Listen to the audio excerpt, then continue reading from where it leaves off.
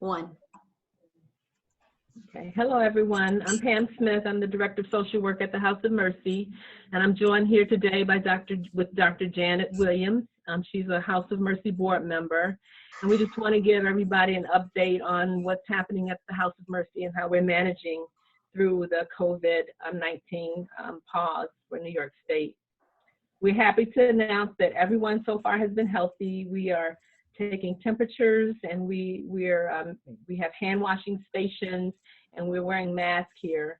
So we are safe, and like I said, no one has tested positive or even had major symptoms. We've only had a couple of people who may have had a fever, but it didn't turn out to be anything. They were negative. So we're, like I said, we're wearing our masks. Our census has gone down to between 40 and 45 because we, with the help of Monroe County, we have sent some people over to the Radisson Hotel, and they have about 40 of our people over there with, and people from other shelters as well. We've also, we're working on housing as well, so I'm still continuing to work on permanent housing. I've been able to get, maybe in the last month, about 6 people permanently placed in housing through some of the shelter programs or the housing programs like PCHO and CCSI. So we are still finding landlords that will show their house, or we do a virtual showing over the computer. Okay? And then yeah, I was just going to say, just to dovetail with when you were talking about the census and everything, we've been able to take like the high risk people that we, really wanted to protect from catching COVID at all. And most of them are at the Radisson, right, Pam? Yes. And because we knew like people with heart disease or high blood pressure or history of cancer, we really wanted to protect them as best we could. And so they were moved out of the House of Mercy and into a more isolated kind of environment. So that's been a really incredibly valuable step that we were able to take with the help of the county. Yes. Key. And also one of our shelter managers from the House of Mercy, Stacy Jernigan, is over there, and he's implementing the same safety guidelines as well as taking temperatures and the mask and hand washing. So he's encouraging all of that as well over there. Yeah, and I think like the other thing is I really want to congratulate everybody at the House of Mercy, because there's been a lot of changes made to the general operations, the day-to-day operations, and some of them were kind of, a little bit challenging to institute. Everybody who's going in and out of the gate is, they're stopped and their temperatures taken.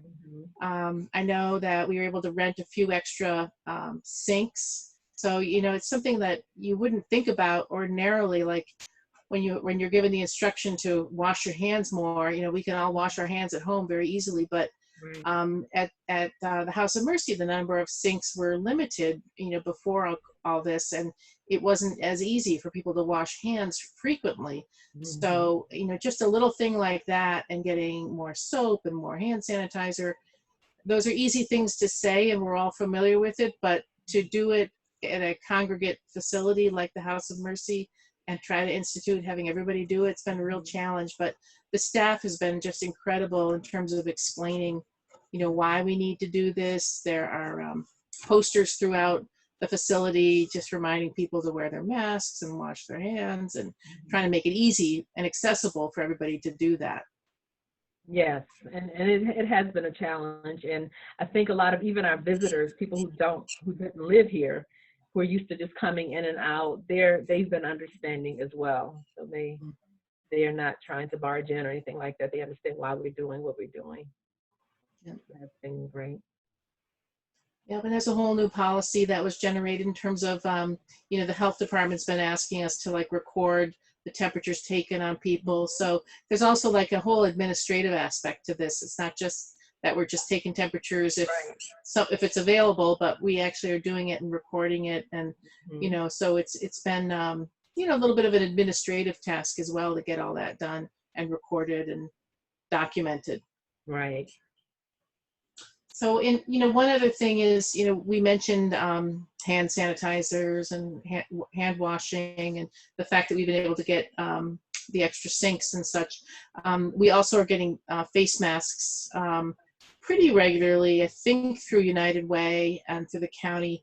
But that's a thing that we're still running, or an item we're still running a little bit short on, because they're used up quite quickly, or people may be given a resident may be given a mask. They go out somewhere for the day, maybe comes back without one. So we end up having to hand out, quite a few masks. So that's the one thing that I think we still have somewhat of a need for more face masks. And we're also, kind of anticipating our volume going back up as the city starts to open up again. We may have more residents. Right now we're down to what, 50 or? Yeah, 50, between 45 and 50. Yeah, and typically before COVID we were 90 to 125, depending on the weather. Yeah, so we may be bouncing back up to those numbers, and we're going to need even more face masks and supplies, again, as the city starts to open up. Also, the temporary shelter, and one of them has closed, and another one will be closing soon. So Reach and St. Joe's will be closing for the season, the spring and summer. So we probably will absorb some of those people as well. So Reach has about 50 people, is that right? Yeah, about that. But they closed on Friday, I believe, last week, and or either Monday, and we only got one person from there. So they kind of tried to avoid sending people here because of what's going on. They were able to find housing for some people or put them in other shelters. Okay. And St. Joe's, have they already closed, or? I think they're going to be closing, and probably today is the last today probably is the last day, or yesterday was 30th. Yeah. Are we getting any people from St. Joe's that we know of? I haven't heard. Heard. They don't always tell us, who's coming. But Andy did call us and let us know who was coming yesterday, and it was only one person. So. Yeah. Okay. But I think we're all kind of concerned about, as Rochester opens up and the whole country starts to open up and the economy is starting to come back.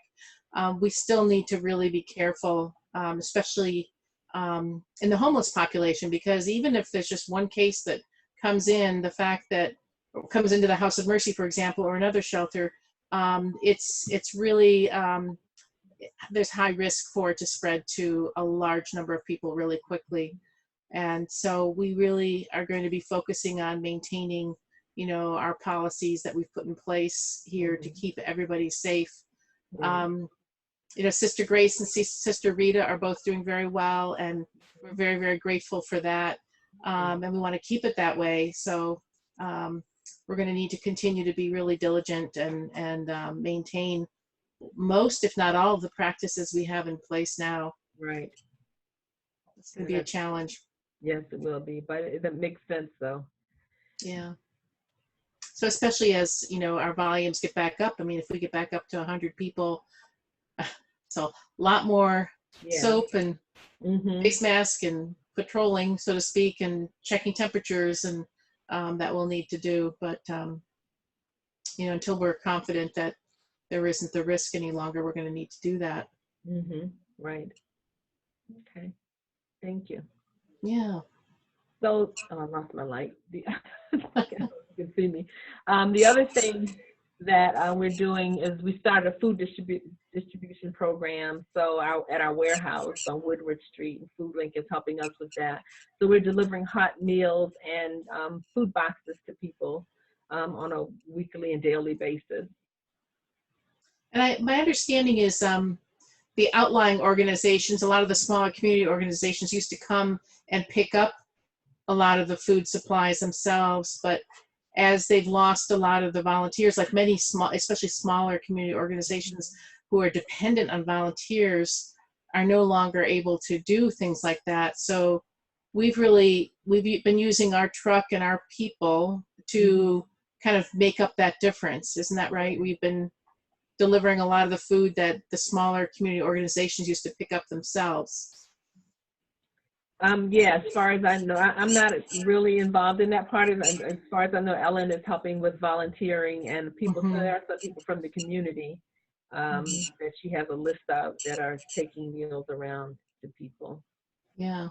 My understanding is there's like 17 different shelters and soup kitchens that we've been providing food to since this all happened in terms of helping with Food Link Okay, distribute the food. that's So great. Hmm. it's a great thing again that House of Mercy's been able to really, not just take care of our own, but really reach out in the community Right.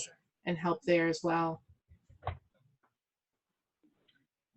Speaking of helping out, we're heading into next week, and next Tuesday is the National Day of Giving, and it's an opportunity to support various organizations such as the House of Mercy as we continue to respond to specifically to the COVID crisis.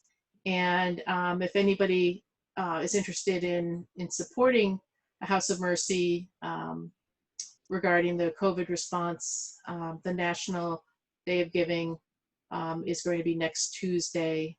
And you can just go online to the House of Mercy site if you'd like to help support and assist the initiatives that are ongoing. As I said, there's been a lot of work that's been done already, and we're going to need to keep up this intensity, at least through the fall. We don't really know, but it's not going away quickly. So any assistance that anybody can give us is greatly appreciated.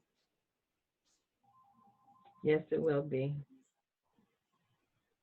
So if anyone has any questions about, how we're doing at the House of Mercy, what our needs are, please feel free to reach out and let us know. And I don't know, Pam, if you had anything else that. No, but thank you for all of your comments.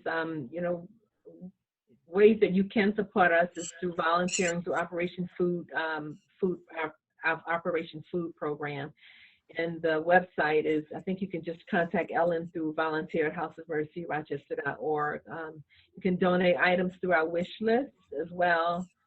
Pray for the health and wellness of all of our people and the staff and volunteers here.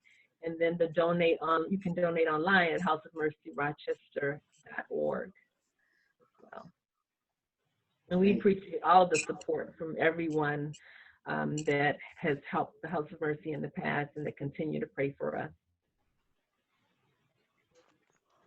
Great. Well, I've enjoyed talking with you, and we'll keep on going. Okay. Thank you for all of your hard work as well. Welcome. Okay.